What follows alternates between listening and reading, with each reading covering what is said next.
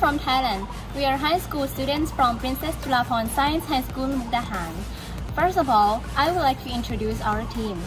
My name is Chanathip Manikatho. My name is Tarkumi Machan. And my name is Nathawadi Kyokrai. Our advisors are Mr. Tiwut Tanahan and Mr. Sawit Boko. We proudly present artificial intelligence for CT scan analysis. Brain disease is caused by the abnormal functioning of brain cells. This disorder in the brain has affected the brain's working and nervous system. Furthermore, brain disease can be treated specifically in the hospitals that provide CT scan machine. Moreover, medical personnel and specialists in brain cell and nerve system should be provided. So, we decided to use this machine learning to give us advantages by these three reasons. Firstly, to diagnose the brain disease. Second, to reduce the risk of diagnosis that can be mistaken. And the last one is to diminish the time in diagnosis of brain disease. There are three objectives in our project. First is to use machine learning to diagnose brain disease from CT scan images. Working principle. We will import the image into the program and place the button to analyze. The analysis result will be displayed on the screen. Second, to design a machine learning code in the diagnosis of brain disease based on CT scan images. The code of each model will have different equipment. The equipment is that the working device of each model will be as follows. In the first model, consists of adaptive moment estimation, bar normalization, and dropout, whereas in second and third model were without dropout and bar normalization respectively.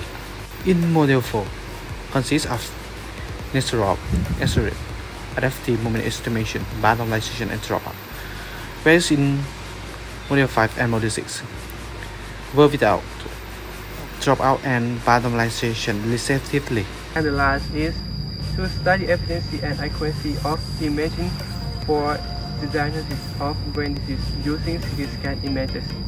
The pie chart application has been used to test each model. In this graph, it shows information about the base model, which is model 4, that optimized with NADAM optimizer, batch normalization, and dropout. We will see and consider at F1 score in this model 4. In these three tumors, the first one, meningioma tumor, is 0.9274. Pituitary tumor is 0.8702. And the last one is no tumor. F1 score is 0.9231. And the F1 score for each model that is shown apparently in this graph, that as can be seen, model 4 was the most efficient of all the models. It comes with NADAM optimizer, which combines all of the optimizers by removing faults and adding energy to speed up the timing of the image's color level. Then there is batch normalization, which involves adjusting the shift and scale of the activation in the higher layer of the neural network to ensure that it's the right size. Dropout is the last of these. It's one technique to standardize our model by lowering visual memory, reducing overfit, and improving its appearance. Here are 4 things to make sure that our model is efficient. The first one is accuracy of the model. We will use the sum of the true positive and true negative divided by all test values.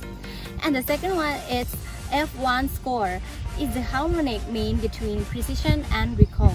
It is created as a single metric that measures a model's ability. No need to choose between precision and recall because the average has been given.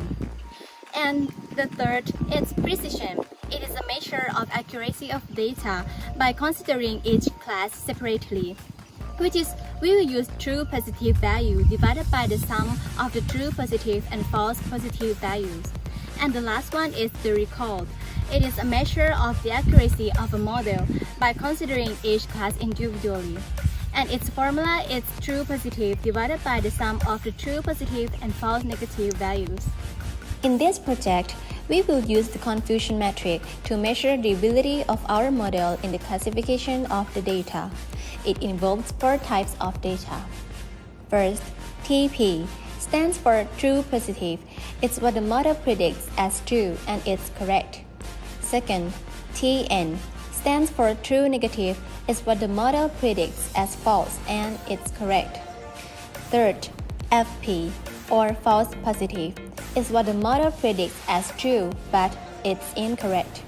Fourth, FN or false negative. It's what the model predicts as false but it's incorrect.